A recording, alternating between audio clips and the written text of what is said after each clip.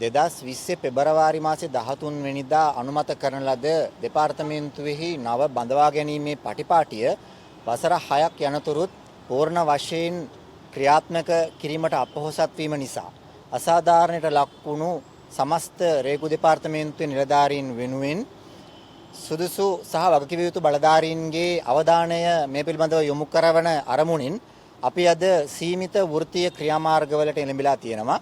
මෙහිදී අපි ප්‍රථම කොටම කියන්න ඕනේ රේගු නිලධාරීන් මේ ඉල්ලන්නේ කිසිසේත්ම වැටුප් වැඩි කිරීමක් හෝ තවත් වරප්‍රසාද ඉල්ලීමක් නෙවෙයි. ඔවුන් පැහැදිලිවම වගකිව යුතු පාර්ශවයට අවධාරණය කරන්නේ ඔවුන්ට අහිමි කරන ලද නමුත් අනුමත වුණු වසර 6ක් තිස්සේ ප්‍රමාද කරන ලද ඔවුන්ගේ උසස් වීම් ටික ඔවුන්ට ලබා දෙන්න කියන ඉල්ලීම. මෙහිදී දැනට රාජකාරී කටයුතු කරන රේගු නිලධාරීන් Tamanට හිමි විය යුතු වැටුප් එවැගේම උසස් වීම් අහිමි වීම මැදයේ ඔවුන්ගේ රාජකාරී කරගෙන යනවා. Tamanට වඩා ඉහළ තනතුරු වල රාජකාරී කටයුතු. සුවිශේෂී රාජකාරී කටයුතු ඉටු කරන දෙපාර්තමේන්තුවක් විදිහට අපේ දෙපාර්තමේන්තුව වසර 6ක් ඉවසගෙන හිටියා. ඒ වසර 6 පුරාවට ලියුම් 30කට අධික සංඛ්‍යාවක් වගකිව යුතු බලධාරීන් වෙත යොමු කළා මෙම ගැටලුව සම්බන්ධව. නමුත් එම කිසිම ලිපියකට සාධනීය ප්‍රතිචාරයක් නොලැබුණු පසුබිමක අද දිනේදී රේගු වෘත්තීය සමිති එකතු වෙලා මේ විදිහට වගකිව යුතු පාර්ශවයන්ට දැනුවත් කරමින් අදාළ ගැටලුව ඉදිරිපත් කරනු ලබනවා. මෙහිදී Tamanට හිමි උසස් වීම, Tamanට හිමි වැටුප ලබා දෙන ලෙස තමයි බලධාරීන් වෙත අවධානය යොමු කරන්නේ. මෙහිදී ඔබ වෙත සඳහන් කරන්න ඕනේ මේ ලිපි ගණන 30ක් යොමු කරන පසුබිමක පසුගිය සති දෙකක තුනක කාලය පුරා එනුත් ලිපි 15ක් පමණ අපි වගකිව යුතු බලධාරීන් වෙත යොමු කළා. කෙටි සහ අපේ ප්‍රශ්න ඍජුවම යොමු කරමින් බලධාරීන් වෙත අපි ලිපි යොමු කරත් ඒ කෙටි කාල පරාසය තුළ අපට සාධනීය ප්‍රතිචාරයක් ලැබුණේ නැහැ. ලැබුණු ප්‍රතිචාර පිළිබඳව අපට සෑහීමකට පත්වන්නට බෑ. ඒ අනුව අපි තීරණය කළ තියෙනවා වෘත්තීය සමිති විදිහට මේ අද දිනේදී කළු පටි සහ කළු කොඩි ව්‍යාපාරයක් ආරම්භ කරමින් දෙපාර්තමේන්තුවේ මේ තිබෙන ගැටලුව අදාළ බලධාරීන් වෙත ඉදිරිපත් කරන්න. අපි බලාපොරොත්තු වෙනවා සාධාරණ ගැටලුවකට අනිවාර්යයෙන්ම අපට පිළිතුරු ලැබෙයි කියලා. ඒ ලැබීම තුළ අපි අපේ ඉදිරි වෘත්තීය ක්‍රියාමාර්ග කොයි ආකාරයෙන්ද දියත් කරන්න කියන එක පසුවට තීරණය කරනු ලබනවා.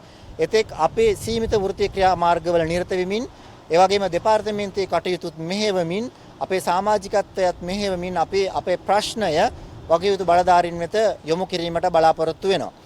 අපේ ඉල්ලීම තමයි වගකිව යුතු බලධාරීන් සියලුම දෙනා මේ ප්‍රශ්නයට දෙකන් සහ දෙයස් විවර කරලා හොඳින් සවන් දීලා අපේ ඉල්ලීම සාධාරණයි. මේ ඉල්ලීම වසර 6ක් තිස්සේ ප්‍රමාද කරනු ලැබුව අපේ උසස් වීම ඒ උසස් වීම අපිට නිසි පරිදි ලබා දෙන්න අපේ නිසි තනතුරු වල පිහිටවන්න. ඒ පිහිටවීම තුලින් මේ දෙපාර්තමේන්තුවේ ඇති වෙලා තියෙන ස්තරවල ඇති වෙලා තියෙන පුරප්පාඩු ටික නිසි පරිදි පුරවන්න. ඒ තුලින් දෙපාර්තමේන්තුවේ කටයුතු සුමටව පවත්වාගෙන යන උදව් කරන්න. වගකිව යුතු වෘත්තීය සමිතියක් විදිහට අපට අයිතියක් තිබෙනවා ප්‍රජාතන්ත්‍රවාදී රාමුව තුල අවම සීමිත ක්‍රියාමාර්ගවල නිරත වෙමින් මේ පිළිබඳව වගකිව යුතු බලධාරීන්ගේ අවධානය යොමු කරන්න. ඒ තුළ තමයි අපි මේ කටයුතු සිද්ධ කරන්නේ සියල්ල. ඉදිරියේදී අපි බලාපොරොත්තු වෙනවා මේ ප්‍රශ්නය පිළිබඳව කොයියම් මොහොතක හෝ සාධනීය ලෙස අපට ප්‍රතිචාරයක් ලැබවහම ඒ ඔස්සේ අපේ වෘත්තීය සමිති කටයුතු සහ ඉදිරි කටයුතු අපිට මෙහෙයවන්න පුළුවන්. එතෙක් අපේ සීමිත වෘත්තීය ක්‍රියාමාර්ග අපි මේ ආරම්භයත් සමග ඉදිරියට කරගෙන යනවා. ඒ සම්බන්ධයෙන් අපි මහජනතාව සහ ඒ වගේම වගකිව යුතු සියලුම පාර්ශව මේ ආකාරයෙන් දැනුවත් කරන්න බලාපොරොත්තු වෙනවා. බොහොම ස්තුතියි.